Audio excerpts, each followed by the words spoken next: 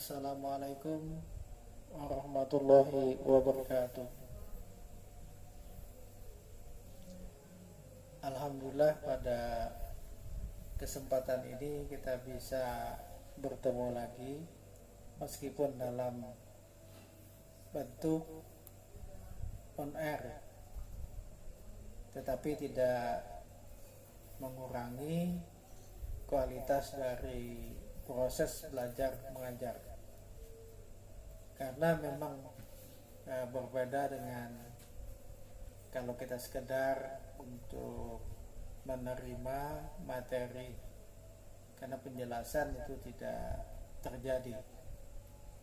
Melanjutkan dari kuliah sebelumnya, pada kesempatan ini akan kita bahas mengenai masalah fokus dan judul penelitian.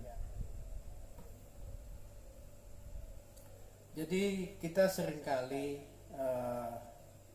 mendengar kata masalah atau dalam bahasa Inggrisnya problems.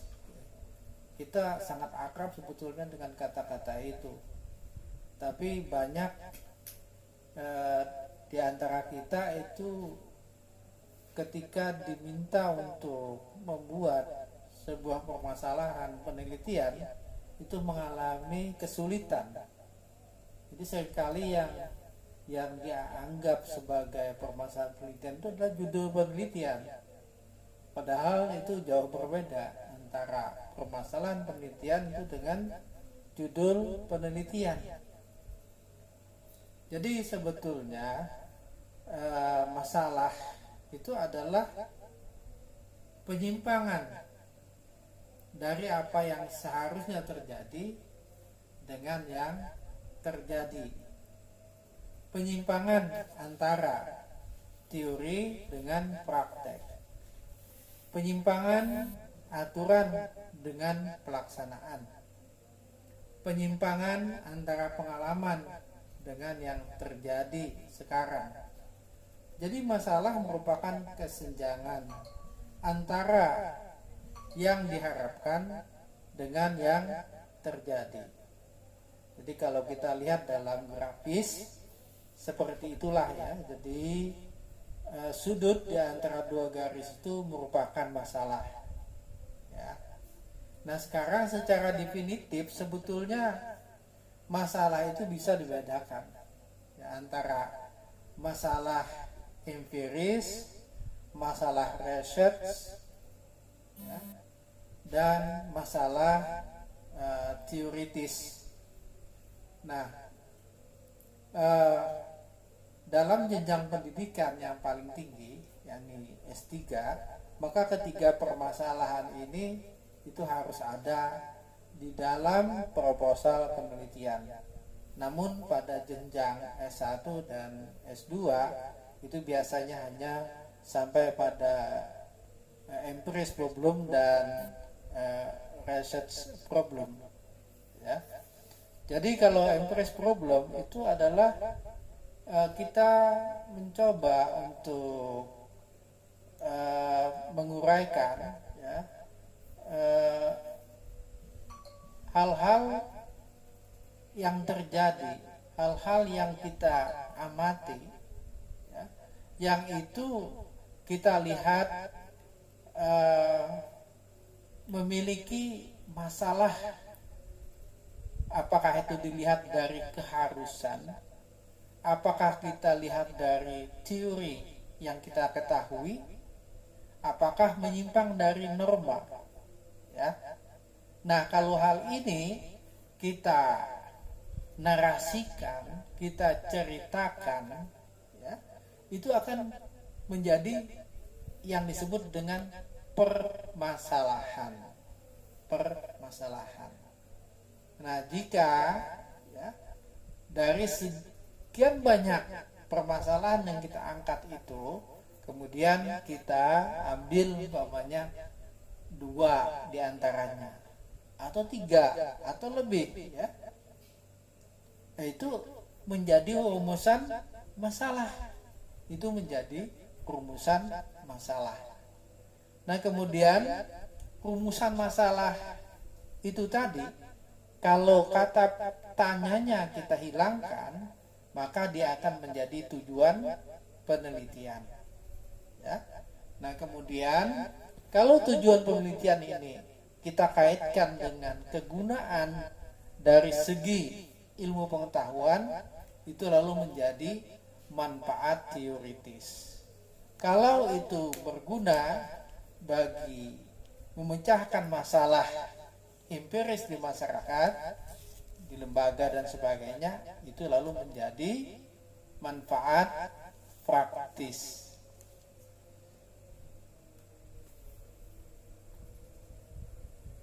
Kemudian masalah dalam penelitian kualitatif. Dalam usulan penelitian, setiap masalah perlu ditunjukkan dengan data. Jadi kalau tidak ada data, ya, itu artinya itu bukan data, tapi hanya opini. Nah, dalam penelitian kualitatif yang disebut dengan data itu bukan seperti penelitian kuantitatif dalam bentuk angka-angka. Dalam penelitian kualitatif itu, data itu bisa berupa pernyataan, ya, pernyataan yang disampaikan oleh seseorang. Tetapi seseorang itu memang dia itu mempunyai kapasitas, mempunyai kewenangan dalam masalah yang diteliti itu. Ya. Nah, bisa dalam bentuk pernyataan, bisa dalam bentuk gambar, ya, gambar. Jadi gambar itu juga bisa menjadi data. Kemudian dalam bentuk warna, ya. Kemudian dalam bentuk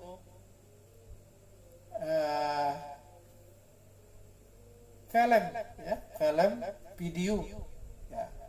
Jadi itu semua adalah data, ya, data. Nah, pada penelitian kualitatif, kalau pada kuantitatif kita itu ketika mengumpulkan data, kita belum melaksanakan analisis data. Tetapi di dalam penelitian kualitatif, sebelum kita memasuki lapangan, kita sudah melakukan analisis data, ya, analisis data. Karena kita dari data awal, ya, umpamanya tentang responden, tentang informan, kita sudah menganalisis siapa informan, siapa responden yang cocok untuk diteliti. Kemudian kita sudah menganalisis lokasi mana yang paling cocok kita teliti. Nah ini, jadi ini yang disebut dengan analisis sebelum turun ke lapangan, ya. Nah kemudian juga, ya, peneliti memasuki lapangan, ya, peneliti memasuki lapangan. Nah ini kita sudah membuat sebuah proposal tertentu, kemudian kita turun ke lapangan, kita mendapatkan data-data. Nah ternyata, ya, kita sudah menetapkan si Anu sebagai informan. Tetapi setelah di lapangan kita menemukan justru bukan orang-orang yang kita temukan pada atau kita prediksi dalam proposal tadi, ya, tapi justru di lapangan kita menemukan informan atau responden yang ternyata lebih kredibel, capable, ya, orang lain justru.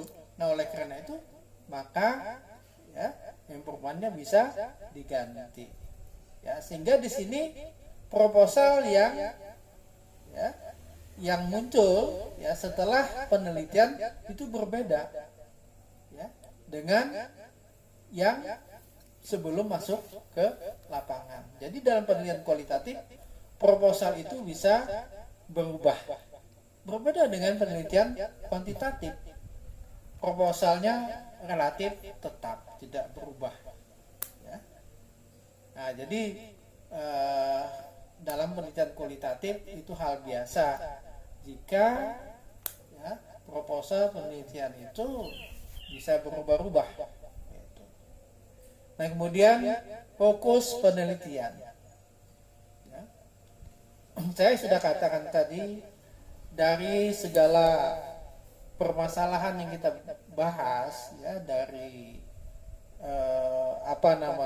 dari fenomena, dari gejala-gejala yang kita teliti, adanya penyimpangan-penyimpangan, ya, yang seharusnya dengan tidak seharusnya, yang sesuai dengan norma atau tidak sesuai dengan norma, yang baik dengan tidak baik, kemudian ada kekurangan dan sebagainya. Itu kita uraikan, ya, itu menjadi permasalahan. Nah, jika kita ya, kita memilih ya, di antara masalah-masalah yang ada dalam permasalahan itu satu atau lebih, umpamanya ya, kalau banyak, umpamanya permasalahan yang kita inventarisir punya ada 5, kita ambil 2 atau 3 gitu ya. Nah, 2 atau 3 tadi itu merupakan rumusan masalah atau disebut juga dengan fokus penelitian. Jadi biasanya dalam penelitian kualitatif itu lebih banyak jika ditulis bukan perumusan masalah, tapi fokus penelitian. Ya. Menurut Spradley, ya, ada 4 alternatif dalam menentukan fokus. Ya, jadi berpatokan pada saran Emperman. Nah, jadi Emperman itu bisa kita tanyai gitu ya, karena untuk menentukan fokus penelitian, untuk menentukan rumusan masalah. Jadi makanya dalam penelitian kualitatif itu kita lebih memerlukan untuk berinteraksi dengan responden, dengan Emperman. Berbeda dengan penelitian kuantitatif. Dalam penelitian kuantitatif kita justru dilarang untuk berinteraksi langsung, ya, karena dianggap tidak objektif itu, ya, kalau berinteraksi langsung. Tapi dalam penelitian kualitatif sebaliknya, malah diharuskan peneliti itu menyatu dengan objek penelitian, dengan informan dan responden itu.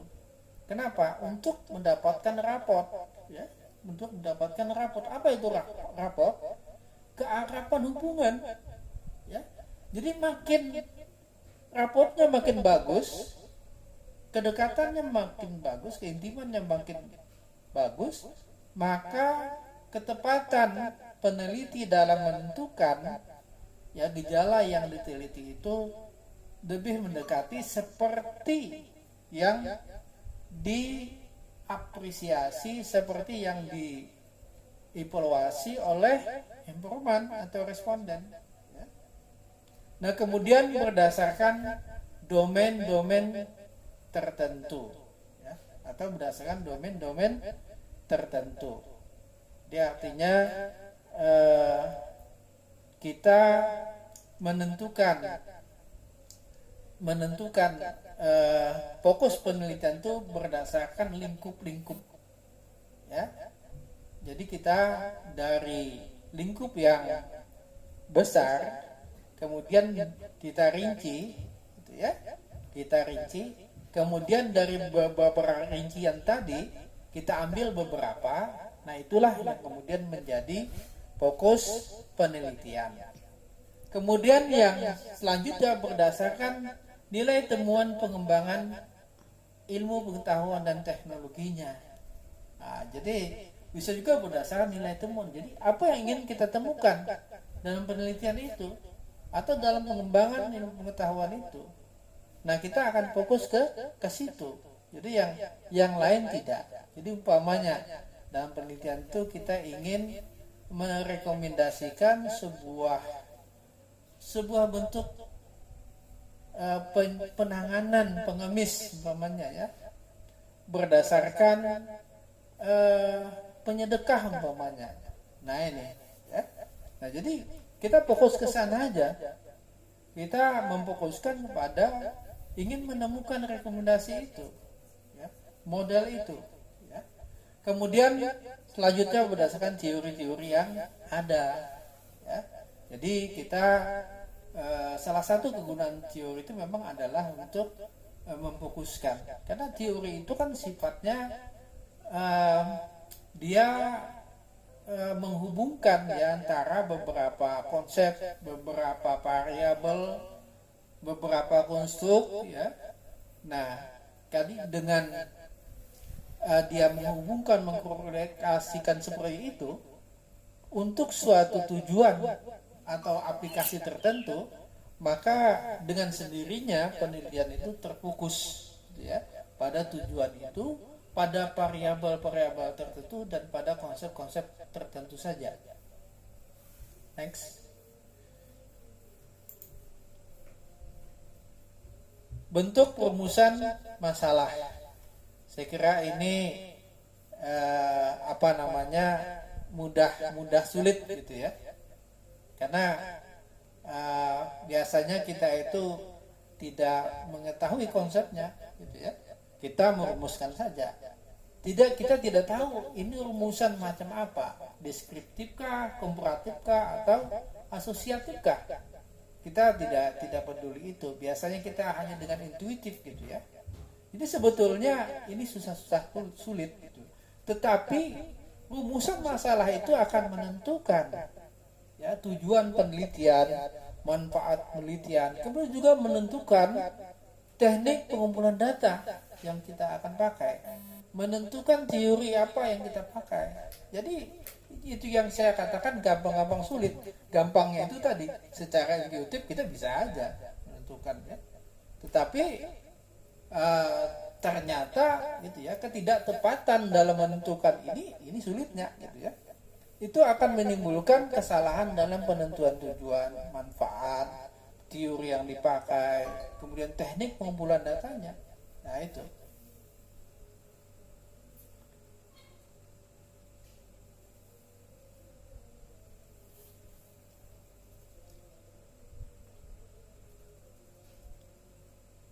Baik, kita lanjut ke landasan teori. Nah inilah ya teori. Seperangkat konsep, definisi, dan proposisi atau generalisasi yang tersusun secara sistematis ya, sehingga dapat menjelaskan dan meramalkan. Jadi fenomena, meramalkan fenomena. Misalnya ya, kompetensi organisasi eksis di tengah-tengah masyarakat modern. Semakin tinggi ya status ekonomi sosial individu atau kelompok, semakin tinggi pula tuntutan kualitas pelayanan yang diharapkan. Jadi ini contoh teori ya. Jadi di sini kalau kita lihat di sini ya, ini ya kompetensi organisasi eksis di tengah-tengah masyarakat modern. Semakin tinggi status sosial ekonomi atau kelompok, semakin tinggi pula tuntutan kualitas pelayanan yang diharapkan. Nah ini adalah sebuah teori. Nah di sini kita akan melihat kompetensi ini adalah konsep. Ya. Organisasi juga adalah konsep. Ya. Eksis juga konsep. Masyarakat modern konsep. Nah kemudian semakin tinggi SIS, status ekonomi sosial individu ya, ini juga konsep. Nah jadi betul kan ya, teori itu adalah seperangkat definisi, seperangkat konsep, seperangkat proposisi ya, yang menjelaskan dan meramalkan. Nah ini meramalkan di sini adalah semakin tinggi. Jadi semakin tinggi status sosial ekonomi individu atau kelompok, semakin tinggi pula tuntutan kualitas pelayanan yang diharapkan. Jadi ini teori ya. Kegunaan teori sebagai bekal untuk memahami konteks ya, sosial secara luas dan mendalam. membantu mengungkapkan apa yang diucapkan, dirasakan, dan dilakukan oleh sumber data dengan penggunaan perspektif emik, yaitu meleburkan diri dengan sumber data. Sebaliknya itu etik, ya. Etik itu adalah di mana, ya, peneliti dengan yang diteliti itu harus terpisah, karena untuk menjaga objektivitas. Nah, kemudian situasi sosial dan narasumber. Jadi kalau dalam penelitian kualitatif kita mengenal apa yang disebut dengan populasi, ya.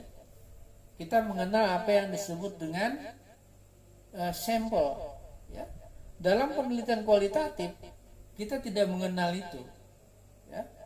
Jadi yang disebut dengan populasi dalam penelitian kualitatif itu adalah konteks, ya, atau situasi sosial, lingkungan, ya, di mana terjadi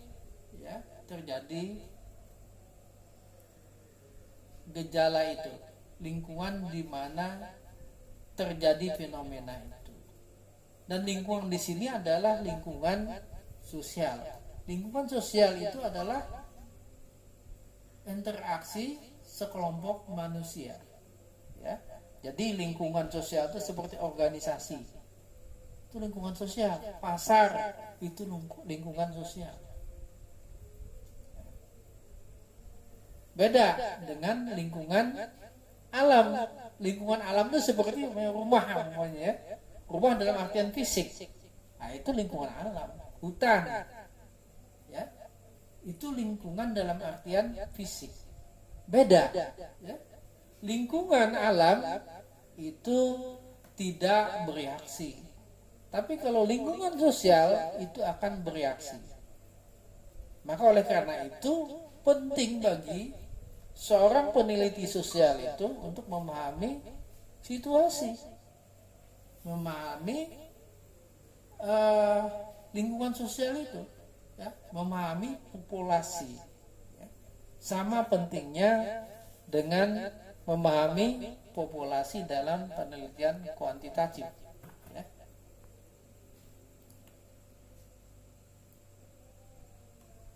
Jadi kalau ingin disetarakan yang disebut dengan sampel, ya, di dalam penelitian kualitatif itu tidak lain adalah apa? Informan, responden. Itulah yang disebut dengan sampel, ya. Kemudian dalam penelitian yang terkait dengan populasi dan sampel itu ada generalisasi, ya, generalisasi. Nah, yang setara dengan generalisasi itu dalam penelitian kualitatif itu disebut dengan transfer, ya, transfer.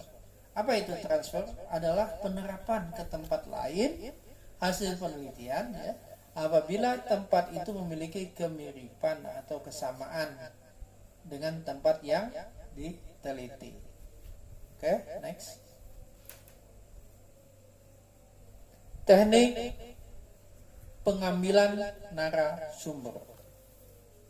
Pada kuliah yang lalu kan saya sudah sampaikan, ya, para mahasiswa tidak terkecuali mahasiswa S2, apalagi mahasiswa S1 itu seringkali mereka itu, ya, saya tanya, kenapa Anda menentukan camat? Kenapa Anda menentukan sekcam? Kenapa Anda menentukan lurah, sekretaris lurah? Itu sebagai informan, sebagai narasumber. Kenapa? Mereka penuhi nggak bisa menjawab, ya. Saya kira Anda pun mungkin, ya, sebelum mengetahui ini nggak bisa menjawab sebetulnya, ya. Ada, sebagaimana dengan penelitian kuantitatif, dalam penelitian kualitatif pun ada tekniknya. Kalau di penelitian kuantitatif ada yang disebut dengan teknik random sampling, ya. Nah, kalau di dalam penelitian kualitatif itu ada yang disebut dengan teknik extended sampling, proportionate sampling, quota sampling, ya, kemudian sampling jenuh, kemudian snowball sampling. Nah ini ya, nah itu ya, extended sampling.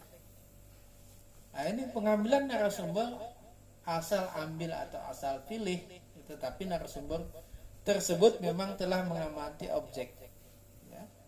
Nah itu, jadi umpamanya kalau kita ingin mengetahui bagaimana persepsi individu ya, persepsi sekelompok orang ya tentang sebuah film, maka yang kita jadikan informan itu adalah orang yang menonton ya. Jadi kalau orang yang tidak menonton kita pilih, kita wawancarai, ya tidak akan kita dapatkan ya persepsi yang kita harapkan dari mereka. Kemudian purposive sampling. Nah ini informan ya, ataupun narasumber itu ditentukan sudah sebelumnya apa kriterianya gitu ya. Jadi karena itu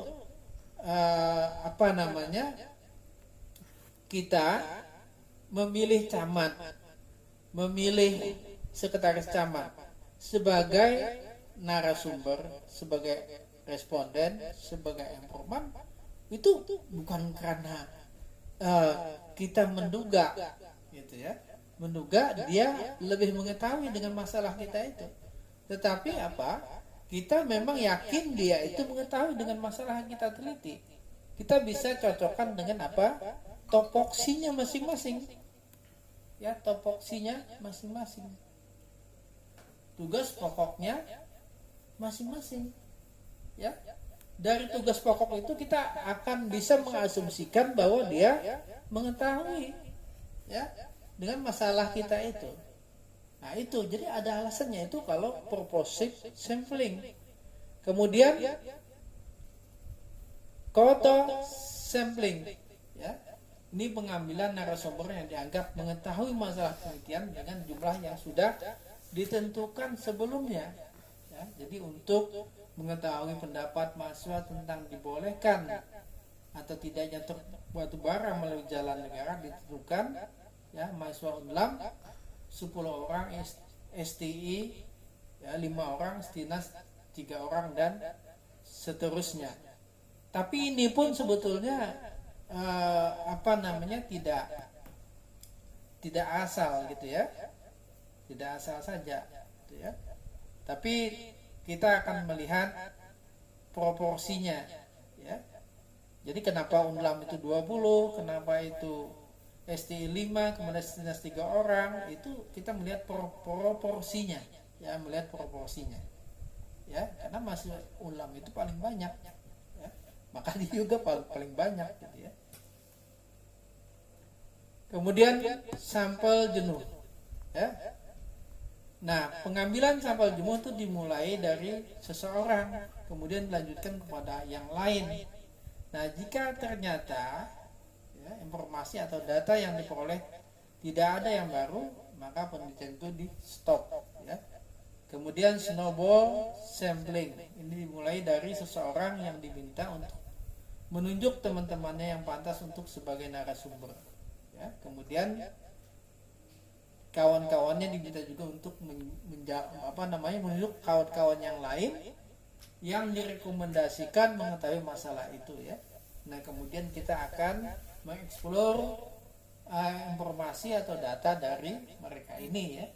Nah, jika data yang kita kumpulkan atau data yang terkumpul itu memenuhi untuk menjawab masalah penelitian, maka pengumpulan data bisa dihentikan ya. Ini yang disebut dengan snowball sampling.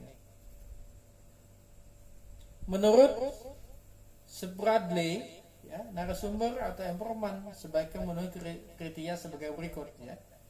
Menguasai atau memahami masalah melalui enkulturasi pembudayaan ya, penyerapan budaya diri. Jadi bukan sekedar mengetahui tetapi juga menghayati. Nah ini ya. Jadi narasumber yang diutamakan adalah bukan hanya sekedar tahu dia, tapi juga dia telah menghayati informasi itu. Jadi artinya apa? Bukan orang yang hanya sekedar mendengarkan informasi itu, tetapi dia yang mengalami itu. Seperti umpamanya kita ingin mengetahui masalah corona gitu ya, itu akan lebih bagus kita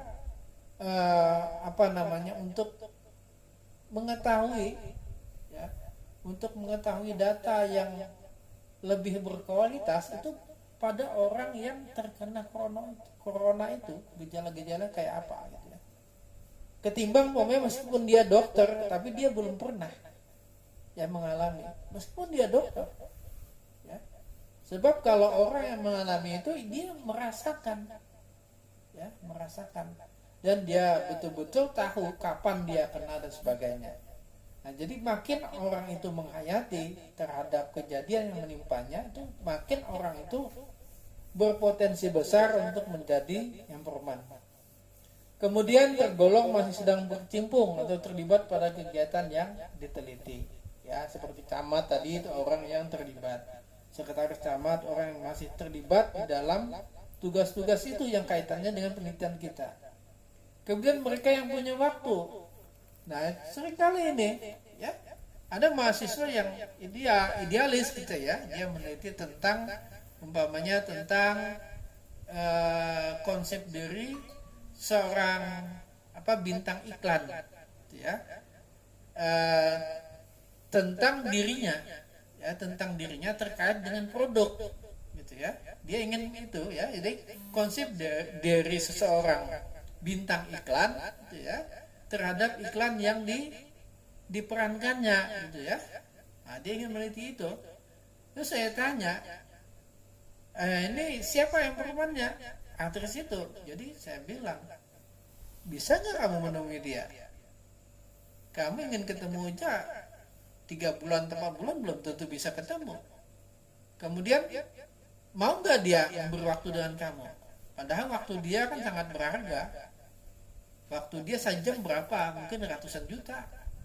Bisa nggak kamu membayar dia kalau kamu wawancarai? Nah, ini harus dipertimbangkan, ya. Jadi mereka yang tidak punya waktu itu jangan kita jadikan informan. Nanti kita akan terhambat ya, karena mereka tidak bisa memberi waktu yang cepat untuk kita. Ya. Mereka yang menyampaikan informasi bukan hasil kemasannya. Nah, jadi hati-hati dengan orang yang mengarang-arang, ya, mengarang-arang. Jadi dia sebetulnya tidak tahu, tapi sok tahu. Nah, ini orang yang sok tahu. Hati-hati dengan informan yang sok tahu, gitu ya. Mereka yang tergolong cukup asing bagi kita, ya. Mereka yang tergolong cukup asing bagi kita. Ya. Nah, jadi orang-orang yang justru orang-orang yang aneh gitu ya. Orang yang kita kurang kenal itu bagus dijadikan informan. Ya. Untuk apa? Untuk membandingkan. Ya. Kenapa? Kalau dengan orang yang kita kenal, kita sudah tahu ya. Kita sudah tahu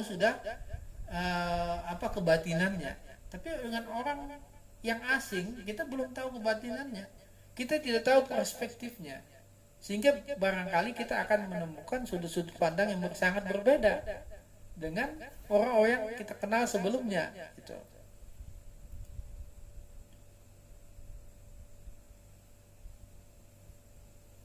Kemudian instrumen dan teknik pengumpulan data. Dalam penelitian kuantitatif, instrumen kunci adalah peneliti sendiri. Ya. Jadi peneliti sendiri itu adalah instrumen penelitian yang utama atau kunci. Instrumen itu artinya alat untuk mengumpulkan data. Jadi peneliti itu sendiri merupakan alat pengumpulan data yang utama. Ya, berbeda dengan penelitian kuantitatif.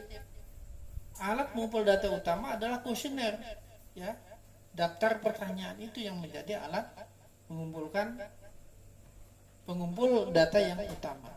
Tapi dalam penelitian kualitatif justru peneliti itu sendiri sebagai alat pengumpulan data yang utama. Mengapa? Ya, mengapa? Karena memang dalam penelitian kualitatif itu yang antara peneliti itu dengan yang diteliti itu memang saling berhubungan, ya, bahkan berhubungan dengan sangat dekat, gitu ya, sehingga seorang peneliti itu harus mengetahui, ya, permasalahannya, menghayati permasalahan yang akan ditelitinya, yang sedang ditelitinya, sekaligus dia juga menguasai metodenya. Jadi metode wawancara, metode dokumentasi, metode observasi, dia harus menguasai. Kalau dia tidak menguasai ini, ya, maka dia tidak akan bisa mendapatkan data yang bagus. Nah, jadi dia harus tahu cara mewawancara yang benar, cara mewawancarai yang mendalam, cara observasi yang mendalam, tahu caranya bagaimana melakukan pengumpulan data melalui dokumen, ya, bagaimana caranya. Nah ini makanya oleh karena itu, ya, jika pun umpamanya seorang peneliti ingin dibantu oleh instrumen atau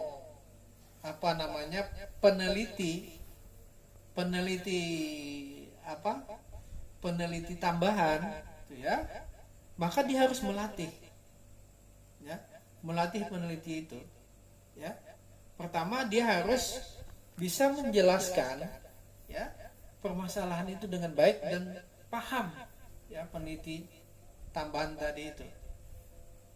Yang kedua, kita harus ajarkan betul-betul cara pengumpulan data, ya, baik observasi tadi, interview maupun dokumentasi, ya. Nah ini, ya, ini tadi kriterianya, ya, memahami metode, menguasai wawasan bidang, siap terjun ke lapangan secara akademik dan logistik. Nah ini logistik. Jadi dalam penelitian kualitatif berbeda dengan kuantitatif, ya. Dalam penelitian kualitatif kita tidak jarang harus tinggal di lokasi penelitian. Bahkan kita tuh bisa kos, ya, bisa kos di sana, ya. Nah oleh karena itu maka kita itu harus bisa membaur, ya. Yang sulit itu antara lain makanan, umpamanya, ya, makanan, kemudian tempat tinggal. Sulit kita menyesuaikan diri itu biasanya karena orang kota kan, di desa ya makanannya seperti itu, ya, sederhana. Kemudian fasilitas umum seperti toilet, nah itu jadi masalah, gitu ya.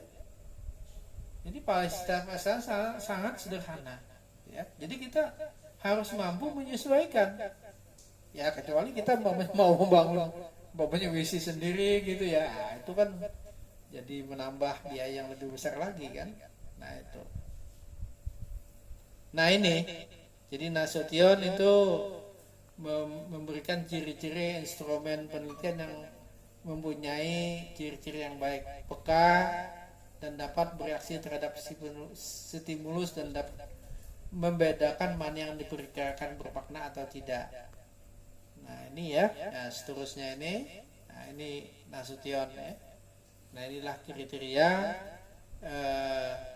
instrumen, ya, atau peneliti kualitatif yang baik ini, ya. Ini, nah, teknik pengumpulan data. Nah ini, ya, teknik pengumpulan data. Ini saya kira sudah tahu kita, ya, seringkali kita itu tahu apa itu observasi, ya, artinya mengamati, gitu ya. Tapi kita tahu sangat umum sekali, gitu ya, pengamatan, gitu. Nah, oleh karena itu di sini dikemukakan observasi itu ada 3 sebetulnya. Ya, ada observasi pasif, yang ini mengamati objek tapi tidak ikut terlibat, ya. Jadi ini umpamanya, ya, kita ingin melihat bagaimana seorang seorang front officer, jadi bagaimana seorang pegawai di di depan kantor, paling depan kantor, di loket gitu ya, melayani masyarakat gitu ya. Nah, kita ingin mengamati gitu ya. Nah, tetapi kita di sini tidak terlibat ya di dalam observasi itu. Jadi di sini kita hanya mengintip gitu ya, mengintip ya dalam jarak tertentu ya. Dan si aparat yang melayani tadi itu dia tidak tahu kalau kita sedang mengamati gitu. Nah, itu artinya nih pengamatan yang atau observasi yang bersifat pasif, yang moderat ya, partisipatif pada beberapa kegiatan. Jadi ada yang tidak terlibat, ada yang terlibat. Nah, kemudian yang observasi aktif itu ikut apa yang dilakukan oleh objek, tapi tidak sepenuhnya lengkap. Ya. Inilah ya. Oke. Kemudian next, observasi lengkap itu terlibat sepenuhnya dengan apa yang dilakukan sumber data. Nah, ini observasi partisipan. Ya. Kemudian observasi itu bisa dilihat dari aspek lain terkait dengan tempat ya. Jadi objek observasi itu terdiri dari apa? Tempat, aktor, dan activity. Jadi berbeda dengan penelitian kuantitatif ya. Jadi tempat itu dalam jumlah saja. Tetapi kalau dalam penelitian kualitatif, tempat itu dalam artian kondisi. Ya. Jadi umpamanya kalau kita meneliti tentang implementasi kebijakan pelayanan tentang pelayanan KTV umpamanya ya, itu kan bisa implementasinya itu bisa kita lihat dari apa? Dari fisik. Bagaimana dalam proses pelayanan itu terkait dengan tempat. Umpamanya ada nggak ruang tunggunya? Ada nggak AC-nya? Ada nggak kipas anginnya? Nah, ini semua adalah objek observasi bagi penelitian kualitatif. Ya. Apalagi aktornya, apalagi itu kan siapa yang sedang diteliti, aparatnya. Kita meneliti bagaimana aparat itu melakukan pelayanan ya. Kemudian aktivitinya sendiri, kegiatan yang dilakukan oleh aktor itu, ya, kegiatan yang dilakukan oleh aktor itu. Jadi bukan hanya dia ya sebagai individu, tapi terkait dengan tugas-tugasnya atau topoksinya.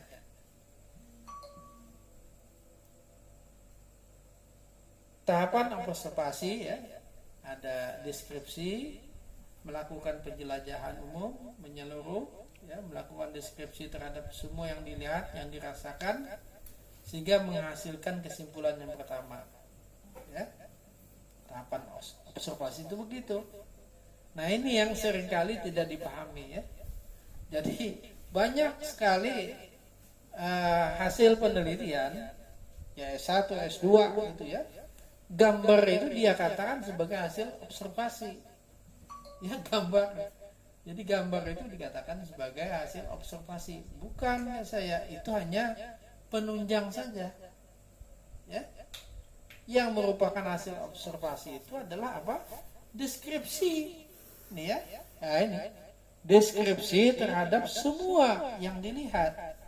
Artinya kita itu menggambarkan apa yang terjadi itu dengan kata-kata ya, dengan kata-kata.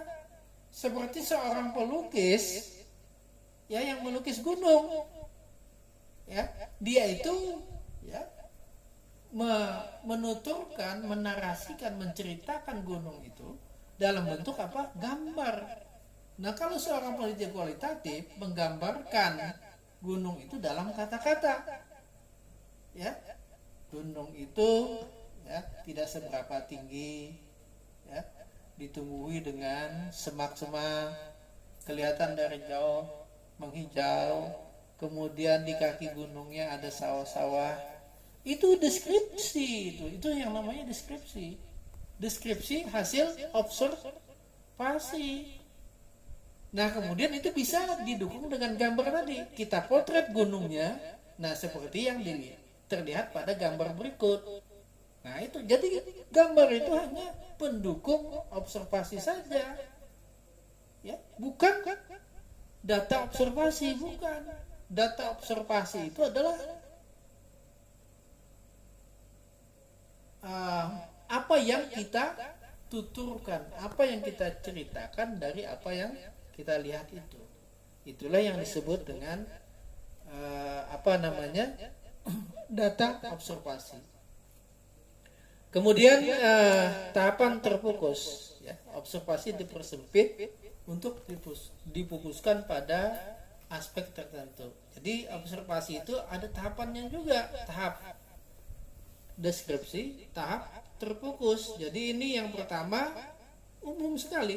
Kemudian kita memfokuskan pada aspek tertentu dari yang kita amati. Itu kita akan menghasilkan kesimpulan yang kedua.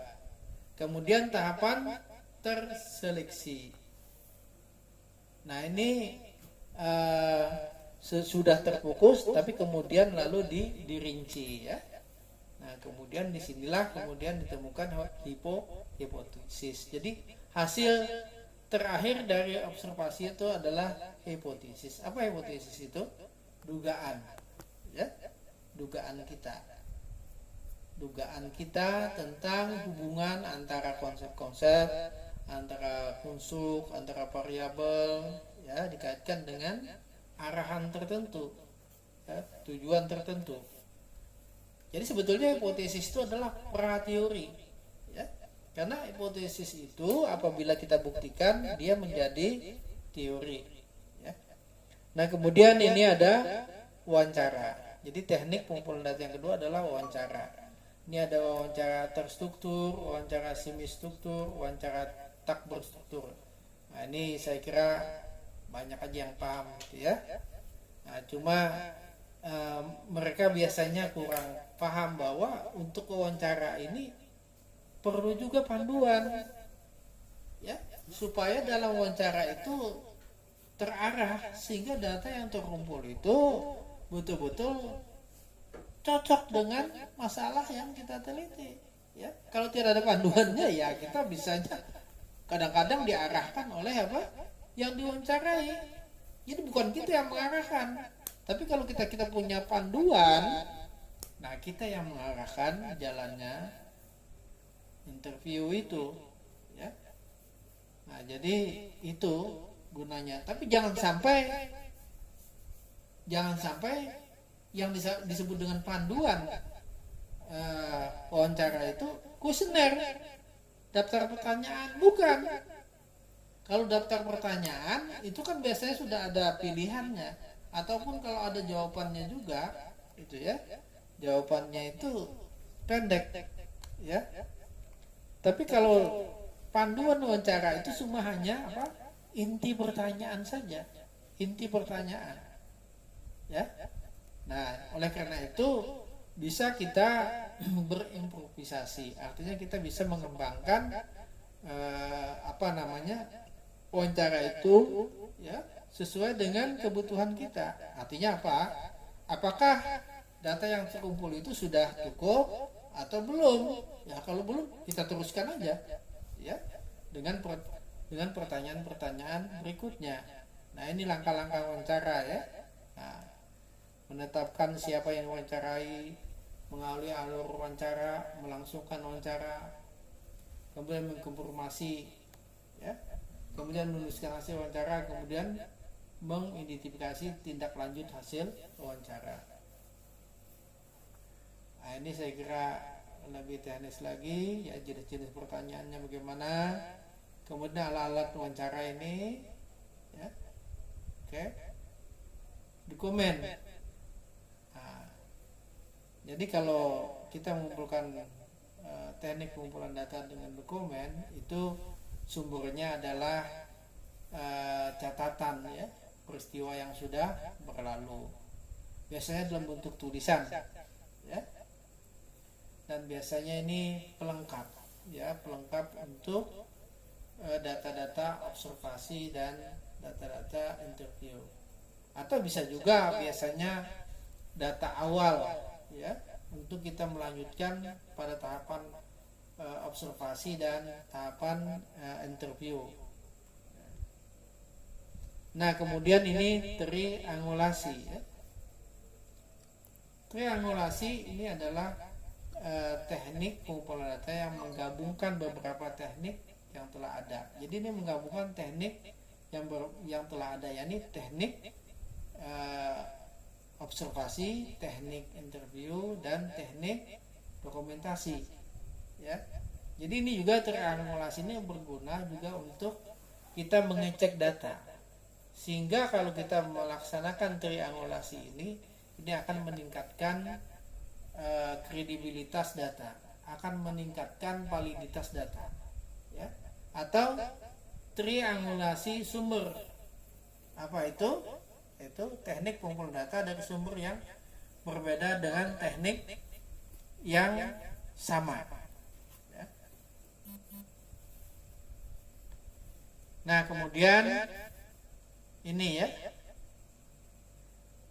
teknik analisis data ya. Apa yang disebut dengan teknik analisis data? Yaitu proses mencari dan menyusun secara sistematis data yang diperoleh dari hasil wawancara ya, catatan lapangan, dan dokumentasi, dengan cara mengorganisasikan data ke dalam kategori, menjabarkan ke dalam unit-unit, melakukan sintesa, menyusun ke dalam pola, memilih mana yang penting dan akan dipelajari, dan membuat kesimpulan sehingga mudah dipahami oleh diri sendiri maupun orang lain. Nah, ini analisis data ya, itu pengertiannya.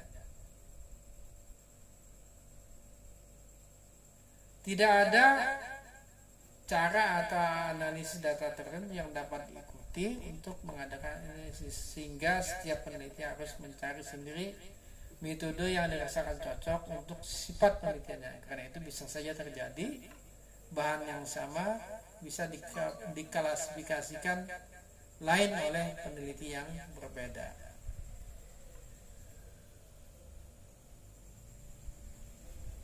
Proses analisis, nah ini ya, ada dua tahapan, sebelum dan sesudah di lapangan.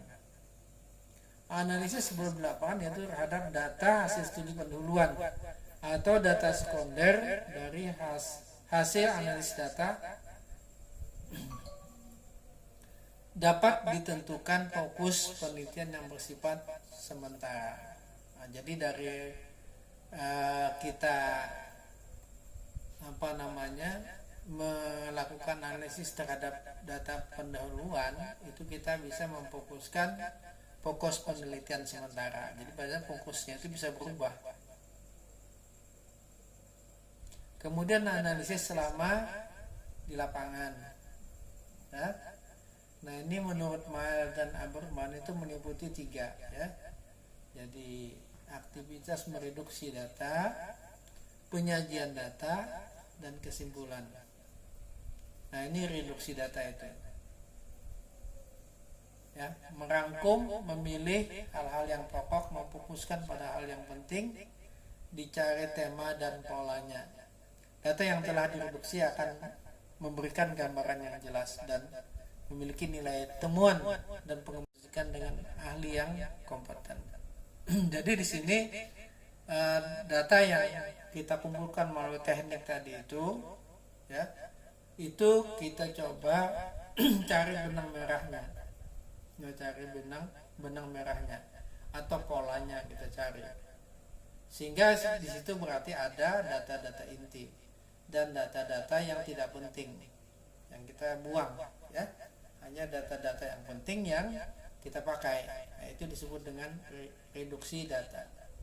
Kemudian penyajian data ya, bisa dalam bentuk uraian singkat ya, itu dalam bentuk kutipan-kutipan langsung atau tidak langsung, atau dalam bentuk bagan, ya, dalam bentuk grafik, dalam bentuk matrik atau flowcharts atau charts, ya. Nah, kemudian yang terakhir adalah kesimpulan sementara. Kesimpulan yang diperoleh merupakan temuan baru yang belum pernah ada dan dapat berhubungan kausal atau interaktif. Kausal ini artinya sebab akibat. Kalau interaktif itu timbal balik, ya, atau hipotesis atau teori.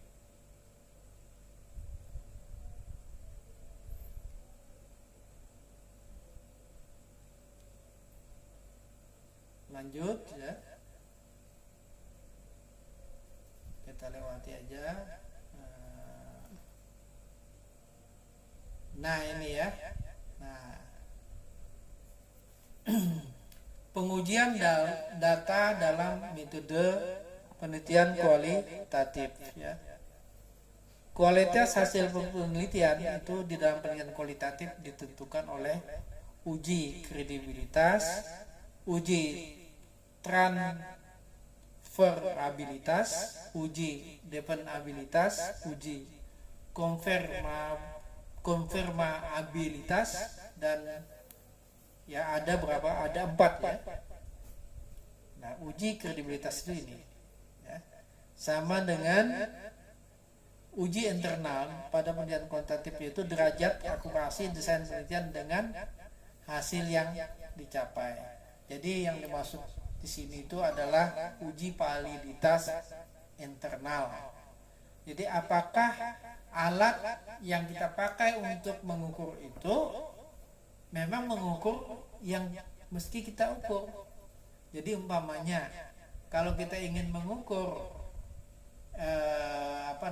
ingin mengukur berat, maka kita mengukurnya dengan timbangan. Jangan kita mengukurnya dengan apa? Dengan termometer namanya. Karena termometer itu untuk mengukur apa? Panas. Nah, ini. Jadi ketepatan kita menggunakan alat untuk mengukur itu yang disebut dengan kredibilitas. Ya, uji kredibilitas. Yang sama dengan apa? Validitas internal dalam penelitian kuantitatif.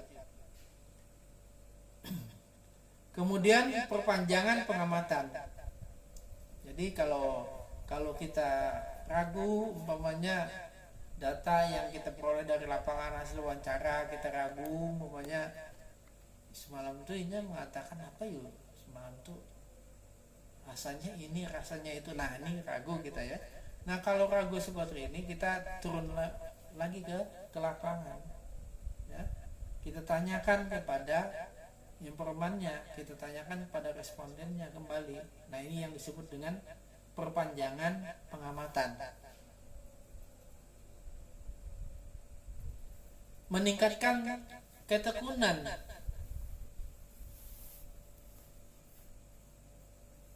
Nah, jadi kalau ini kita membaca kembali, jadi hasil atau data-data yang ada itu, ya, kita baca kembali.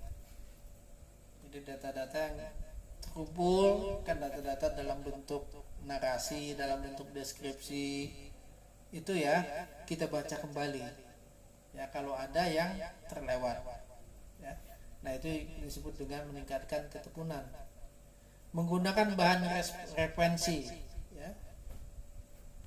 Jadi ini kita menggunakan bacaan, ya, untuk mendukung data yang kita peroleh. Umpamanya ada dari hasil wawancara, kita itu agak belum jelas gitu, ya, struktur dari data itu. Nah, dengan kita membaca teori dengan mengacu kepada referensi, maka data itu bisa menjadi lebih jelas, ya. Member C, ya, pengecekan data yang diperoleh peneliti pada pemberi data, ya. Oke. Analisis kasus negatif. Nah, ini, ya, ini yang beda dengan penelitian kuantitatif, beda sekali. Jadi kalau dalam penelitian kuantitatif ya, yang dipakai sebagai kesimpulan itu adalah mayoritas ya, mayoritas. Jadi umpamanya dalam pemilu itu ya, calon A itu dapat 51%, calon B dapat 49%. Maka yang dipakai, data yang dipakai itu adalah apa? Data A ya, si A ini yang menang dalam pemilu meskipun bedanya cuma dua suara ya. Jadi yang 49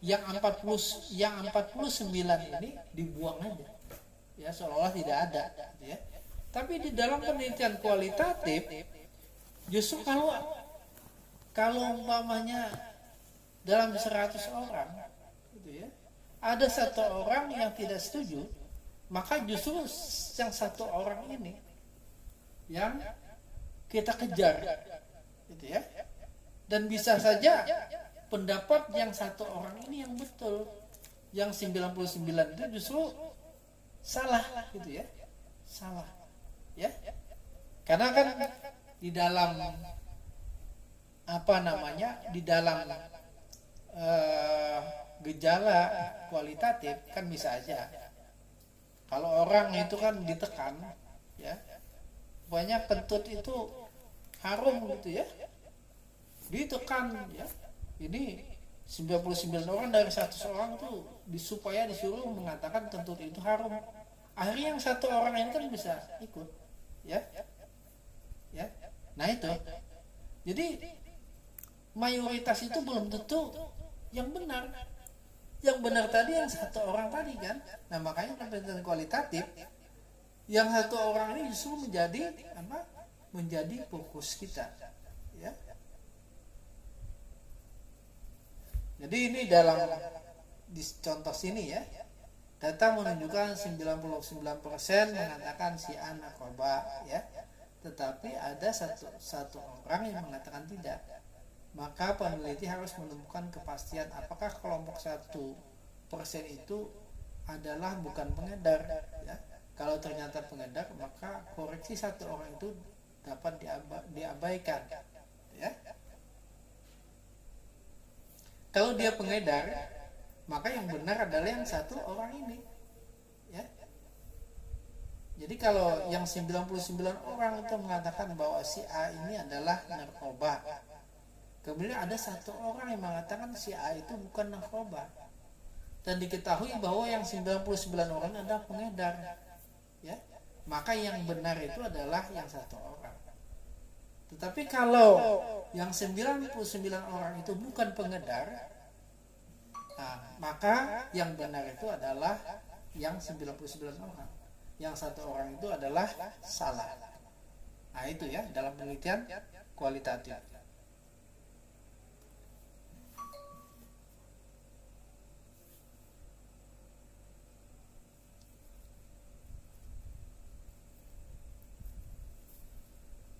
Pada akhirnya kita sampai kepada ujung ya dari kuliah online ini ya. Jadi di bagian akhir ini saya akan memberikan tugas kepada saudara-saudara sekalian untuk dikerjakan di rumah. Yakni apa? Membuat proposal penelitian. Jadi membuat proposal penelitian. Tugas ini menjadi nilai medtest. Jadi tugas ini akan menjadi nilai medtest. Jadi tugasnya apa? Jadi membuat proposal penelitian. Pilih salah satu dari dua tema ini. Ya. Tema yang pertama adalah pro kontra pemindahan ibu kota Republik Indonesia dalam pemberitaan media lokal Banjarmasin. Ya, itu tema yang pertama. Tema yang kedua adalah kasus corona dalam pemberitaan media lokal Banjarmasin. Saya ulangi ya. Tema yang pertama, pro kontra pemindahan ibu kota Republik Indonesia dalam pemberitaan media lokal Banjarmasin. Tema yang kedua, kasus corona dalam pemberitaan media lokal Banjarmasin. Jadi pilih salah satu tema saja untuk proposal Anda. Kemudian yang ketiga, struktur proposal. Jadi struktur proposal itu terdiri dari judul, kemudian latar belakang masalah, permasalahan, rumusan masalah, tujuan dan manfaat penelitian, tinjauan pustaka, kemudian metode penelitian. Metode penelitian itu terdiri dari A. Pendekatan penelitian, B. Lokasi penelitian, C. Teknik penentuan informan atau responden, D. Teknik pengumpulan data, E. Teknik analisis data, dan F. Teknik validitas data. Kemudian daftar pustaka. Jadi strukturnya saya ulangi ya. Yang pertama adalah judul, kemudian yang kedua latar belakang, yang ketiga permasalahan, yang keempat rumusan masalah, yang kelima tujuan dan manfaat penelitian,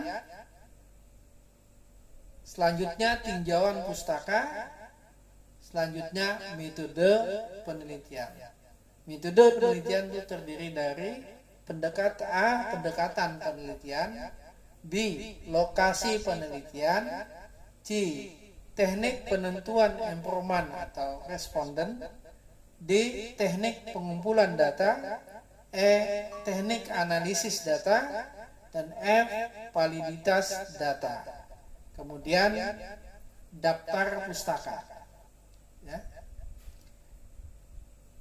Tugas ini atau proposal ini dikumpul paling lambat tanggal 27 Maret 2020 jam 22 malam. Saya ulangi, tugas proposal yang merupakan untuk nilai medtes itu dikumpul tanggal 27 Maret 2020 jam 22 malam. Apabila terlambat mengumpul dari tanggal yang ditentukan, terlambatnya 1 sampai 5 hari, maka nilai tertinggi yang dapat dicapai cuma hanya B. Jadi bisa aja C. Tapi kalau tertinggi hanya bisa mencapai nilai B. Apabila terlambat mengumpul 6 sampai dengan 10 hari, maka nilai tertingginya yang bisa diperoleh hanya C. Jadi berarti bisa nilainya D. Saya ulangi Proposal ini dikumpul paling lambat tanggal 27 Maret 2020 jam 22 malam. Terlambat mengumpul 1 sampai 5 hari, nilai tertinggi yang bisa dicapai hanya B. Terlambat mengumpul 6 sampai 10 hari, nilai tertinggi yang bisa dicapai hanya C. Kemudian yang kelima, tugas dikumpul dalam bentuk file yang dikirim ke grup kita ini, grup mata kuliah metode penelitian pemerintahan. Saya kira demikianlah kuliah online kita pada hari ini. Semoga bermanfaat dan semoga semuanya sukses dalam ujian medtes yang akan datang ini yang merupakan nilai untuk metes kita ya. Jadi tugas ini adalah untuk mendapatkan nilai metes. Demikian, salah dan hilap mohon maaf ya. Wassalamualaikum warahmatullahi wabarakatuh.